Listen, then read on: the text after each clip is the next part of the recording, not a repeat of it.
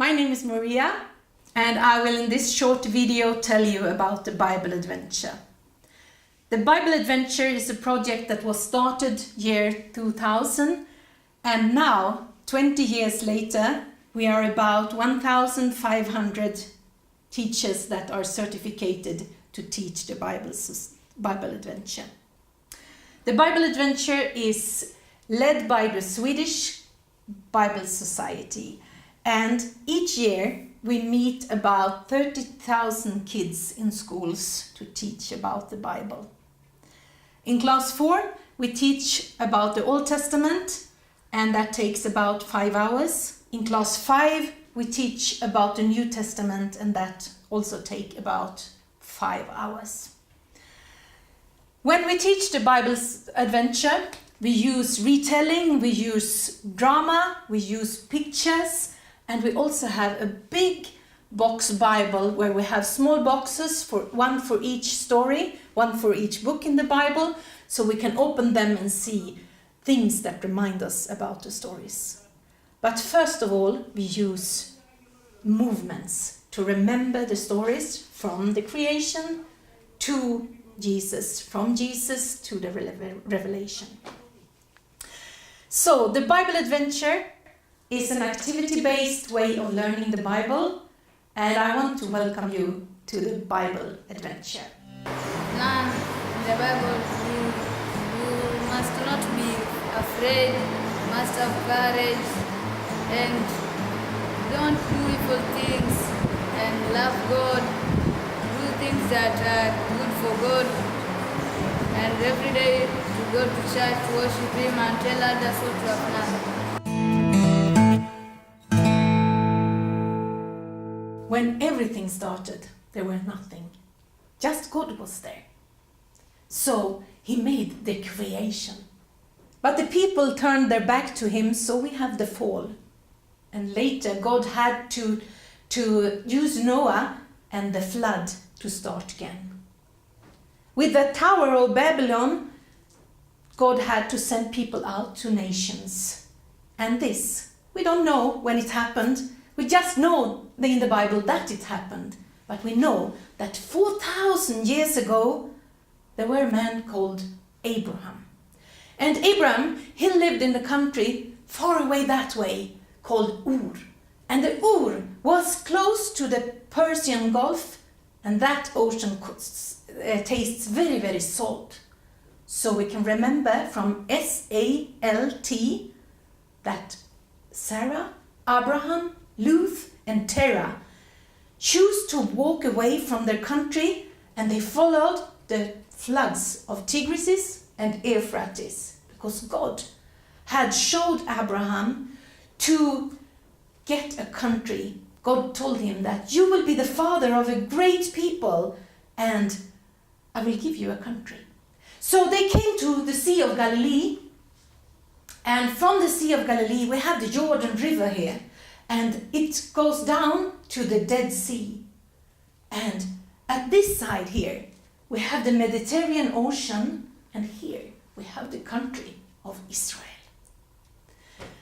Abraham came to his country and he got 2 sons. He got Ishmael and he got Isaac. We will now follow Isaac as the father of the people that God had promised Abraham to get. Isaac became the grandfather of Joseph, and Joseph, he was sent to Egypt, that is down there. And later on, he was a prisoner and he was a slave, and later he became the second biggest man in Egypt, taking care of a lot of food for the people. So he also took his people, we call them the Jews, to Egypt. The people of Israel, they stayed in Egypt for 400 years, and in the end of that, they turned into slavery. Later on, God had to send a man called Moses. Moses, he was there to rescue his people.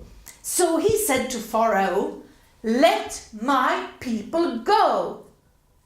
Pharaoh, he said, "No." So God had to to send 10 plagues to get his people free from slavery. In the end of these 10 plagues, God rescued his people with a lamb that was fault-free and that was male, young lamb. They took the blood and they put it on their doorpost. So we have the Passover, when the people of Israel could leave the country of Egypt. And they went through the Red Sea, they went out in the desert, and they came to the mountain of Sinai. On the mountain of Sinai, God gave Moses the law. The 10 commandments was given to the people.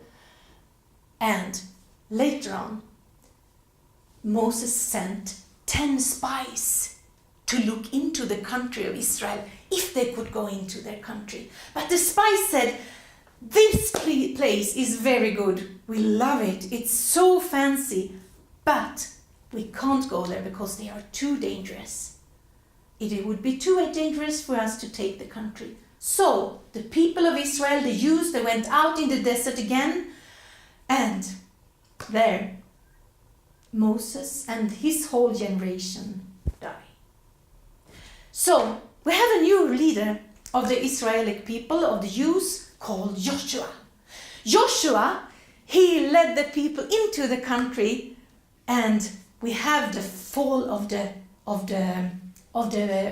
wall of Jericho.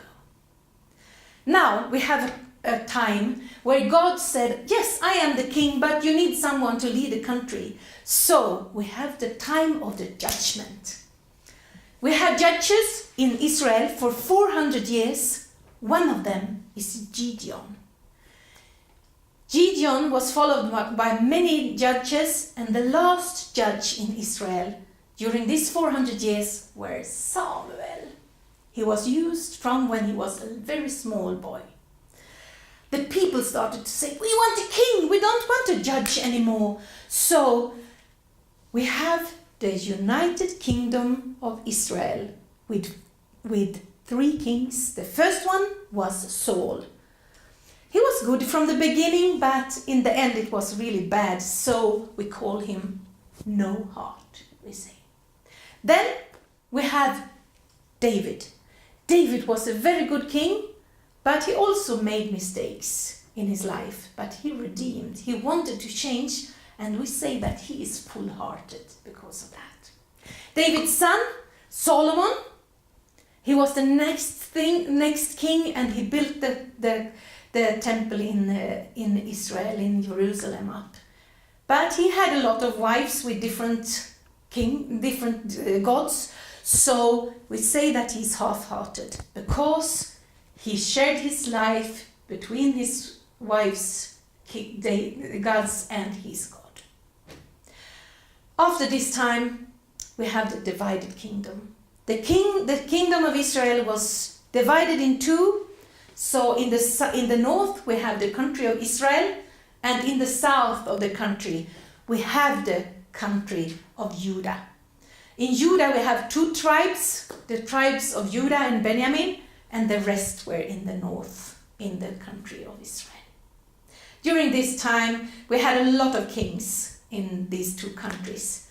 They were not following God, they were not obeying God, and they were not really good, actually. So we say that kings act badly, but God called them back gladly.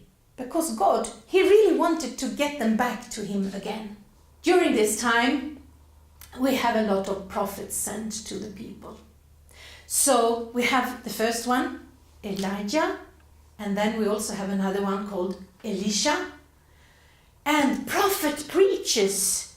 Yes, what did they preach? They preach, turn from this way of living, or you will end up in chains.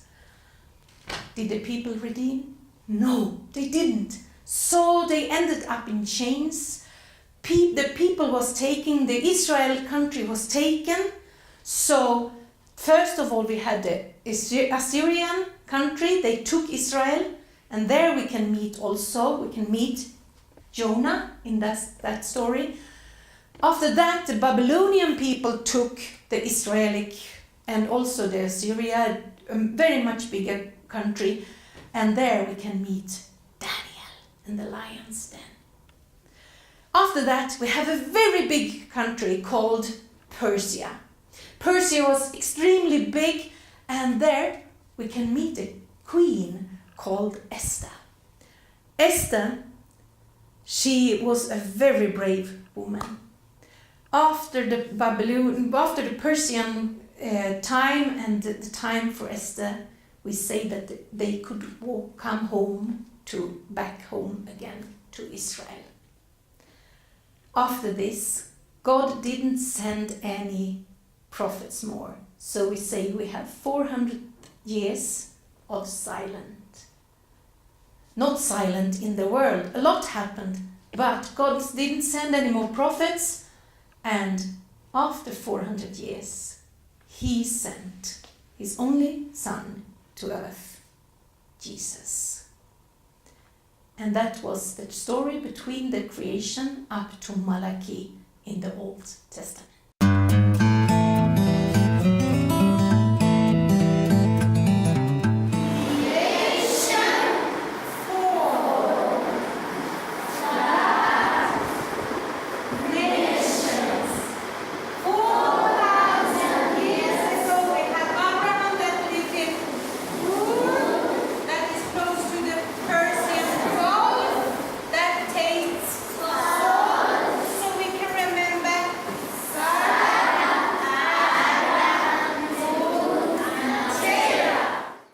In the Bible Adventure, we do a lot of dramas where we interact with the pupils. And for example, we have Moses, who said to Pharaoh, "Let my people go." No. Huh. Let my people go. I say no. Huh. That's how we do it.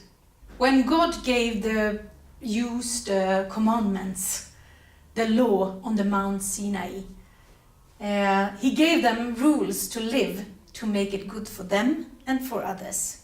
How to treat each other, how to treat God. And we have a rap about that.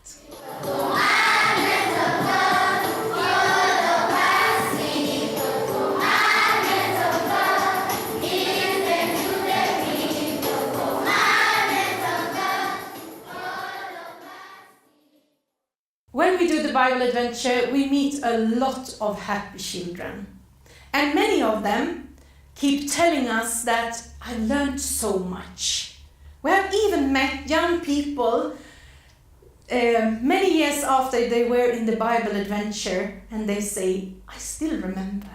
We would really love, and it's our vision, to spread the Bible Adventure to other countries and to children in the world.